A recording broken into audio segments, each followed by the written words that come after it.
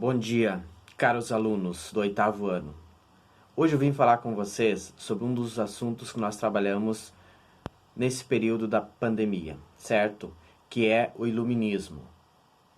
Eu farei um vídeo curto para que não fique muito cansativo, mas espero que vocês assistam, se for possível, mais de uma vez, para que possam compreender um pouquinho melhor esse conteúdo, que para mim, particularmente, é um dos conteúdos mais importantes que nós temos nesse período, que é o início do período moderno. O iluminismo ele é tão importante tanto na história quanto na filosofia. Claro, aqui a gente vai trabalhar alguns aspectos históricos, certo?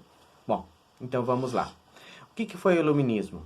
O iluminismo foi um movimento de ideias que surgiu lá no século XVIII, portanto 1700 e poucos, mais precisamente metade do século XVIII, 1750, vamos colocar assim. Ele surge mais ou menos próximo do período que também vai surgir a Revolução Industrial. Tá? Mas o iluminismo foi um movimento de ideias, ou seja, foi toda uma movimentação dos intelectuais e daquelas pessoas que pensavam a sociedade, que pensavam as ideias da sociedade na qual se vivia na época. Bom, não podemos esquecer que o mundo, mais precisamente a Europa, ela passava ou chegava ao final de um período chamado medieval, né, que foi o período em que houve a supremacia da igreja. Então, houve a supremacia, a predominância daquele pensamento teológico, aquele pensamento voltado a Deus, aquele pensamento em que a sociedade, muitos fatos, muitos eventos, se explicava apenas na visão de Deus. Então, se transmitia muitas vezes uma explicação racional ou da natureza, depois a gente vai ver das ciências naturais, se transmitia para a questão teológica. Então, nesse sentido, ela não era uma explicação lógica, não era uma explicação que dava conta de atender às demandas. Então, com o início do período da modernidade, então começa a surgir então essas ideias de priorizar a razão. E o movimento que deu nome a isso, o movimento que veio contemplar tudo isso foi o chamado iluminismo. Por que iluminismo? Porque acreditava-se que se iluminaria, o mundo se iluminaria através de qual luz? Das ideias. Então, agora, os fenômenos, os fatos, se explicariam através da explicação racional. Tá? Surgiu, então, na França, depois se espalhou por toda a Europa, Inglaterra e outros países próximos, mas ele teve como o epicentro, né, vamos dizer assim, usando uma linguagem que se usa agora nessa pandemia, né, lá o surgimento foi então na França, certo? Então foi um movimento de ideias, surgido no século XVIII na França. Tá? E o que defendia esse movimento? Defendia o uso intenso da razão, o uso intenso do pensamento racional, do raciocínio lógico. Tá? Se defendia a ciência, então a explicação através da ciência. Né? Se priorizava, se buscava o quê? O esclarecimento racional, o esclarecimento através das ideias, né? O entendimento lógico. Tá? E se defendia também, né, a liberdade do pensar, ou seja, que todos tivessem liberdade para pensar, para utilizar a razão. Tá? Por quê? Em contrapartida, ou seja, para contrapor a ideia que se tinha no período medieval, onde apenas alguns eram chamados assim donos da razão, donos da verdade. Então agora a verdade ela pode ser buscada por quem utilizar o pensamento racional, todos, né? Por isso liberdade de pensar. Tá? E claro, se defendia o progresso científico. Tá? Então era um movimento que ia totalmente contra o quê? Contra a ignorância, contra o pensamento mágico, aquela ideia de que, por que que isso acontece? Acontece porque por uma espécie de magia, sem explicação racional. Não se buscava racionalidade nas explicações, ou pelo menos em muitas das explicações. Agora as coisas, né, os fenômenos, enfim, começam a ser explicados através de um raciocínio lógico. Por isso o uso intenso da razão. Tá? Então, se combatia também, além do pensamento mágico da ignorância, uma espécie de charlatanismo. O que é o charlatanismo? O charlatanismo é a enganação. Então, assim, aquelas pessoas que eram poderosas, que detinham algum conhecimento, que tinham acesso a algum conhecimento, que tinham acesso a livros, enfim, o que eles faziam? Muitos utilizavam para enganar a população, enganar o povo. Aliás, não é diferente ainda hoje, mas era muito maior na época. Tá? Então, a ciência, vamos dizer assim, o acesso às ideias já historicamente construídas, nem todos tinham acesso. Então, quem podia acessar o conhecimento acabava dominando os demais. Nem todos, mas a maioria. Tá? E também era um movimento contra o chamado antigo regime. O que é o antigo regime? É aquele regime político onde existia o chamado absolutismo monárquico, ou seja, em que o monarca, o rei, né, ele tinha poderes absolutos. Então, esse movimento vem para lutar contra isso, né? Combater esse absolutismo monárquico que não contribuía para o melhoramento, para o progresso de toda a sociedade. Tá? Quais foram as contribuições do movimento do iluminismo? Várias. Entre elas, as principais foi o progresso das ciências.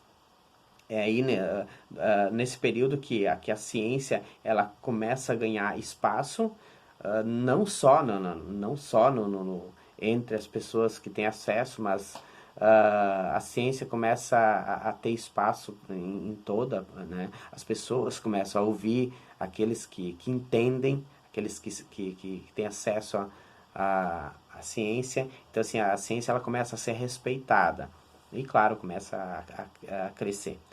A liberdade de expressão também foi uma grande contribuição. Por quê? Porque nem todos podiam falar, nem todos podiam se expressar. Tá? A ampliação do acesso à educação. Porque a educação a gente sabe que nessa época era muito restrita. Eram pouquíssimos aqueles que conseguiam estudar. Né? E a igreja ainda detinha muito o monopólio da educação. Né? Então, com isso, se vai aos poucos permitindo que o Estado, que outras instâncias possam trabalhar com a educação, que não só a igreja.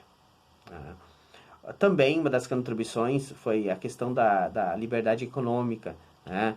O chamado liberalismo econômico. Então, começa inclusive aí a se ampliar o sistema econômico que nós temos hoje, que é o capitalismo. Então, se defendia as liberdades econômicas. Claro, aí existia um grupo, principalmente a burguesia, que tinha muito interesse nisso também. Tá? Outra grande contribuição, diria assim, uma das mais importantes, foi a questão da tolerância religiosa, né? A criação do Estado laico. O que é o Estado laico? É o Estado não ter religião nenhuma.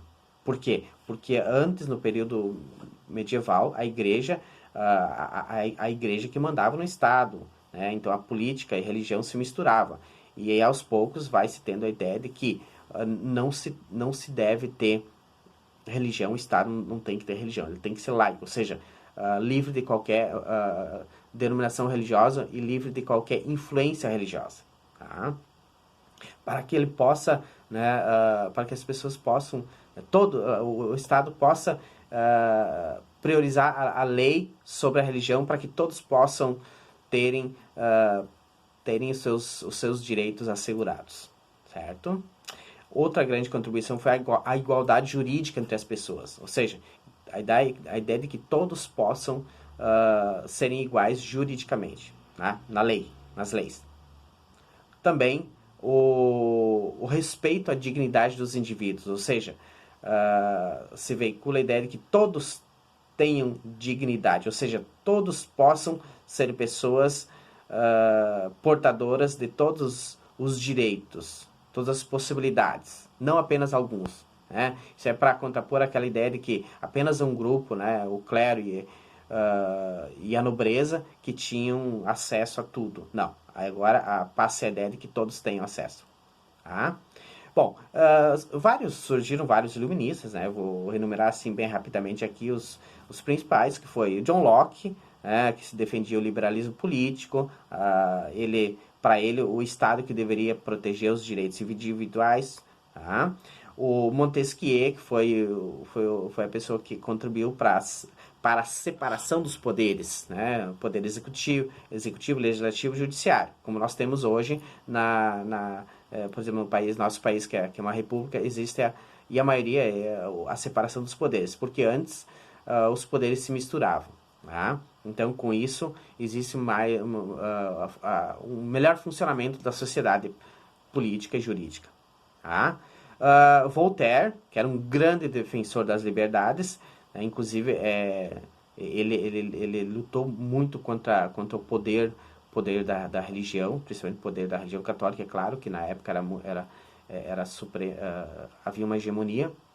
Então ele é inclusive autor daquela célebre frase que é a seguinte: posso não concordar com nenhuma das palavras que você diz, mas sempre defenderei o seu direito de dizê-las. Ou seja, então ele defendia que deveria defender a iniciativa, ou seja, defender a ideia de que todos pudessem se expressar. Tá? Por isso, defensor das liberdades.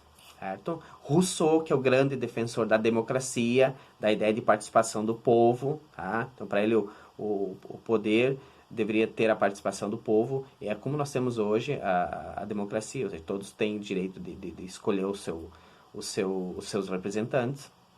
Adam Smith, outro que foi muito importante na ideia, na área da economia, né? O chamado liberalismo econômico. Para ele, o trabalho era a fonte da riqueza. Né? Ele partia desse princípio. Aí temos também, surgem vários enciclopedistas, principalmente o Denis Diderot e o D'Alembert, ou seja, são dois autores que o que eles fazem? Eles reúnem todos os saberes construídos através da história numa enciclopédia. Tá? Algo que até então havia só um inglês que tinha principiado, ou seja, tentado reunir os conhecimentos, mas são esses dois franceses que conseguem reunir a maioria dos conhecimentos na chamada enciclopédia, certo? Também surge um movimento chamado despotismo esclarecido. O que é o despotismo esclarecido? É a ideia de que alguns monarcas, eles usavam da ciência, alguns monarcas, alguns reis, eles se transformavam em esclarecidos através do estudo, né? No entanto, claro, eles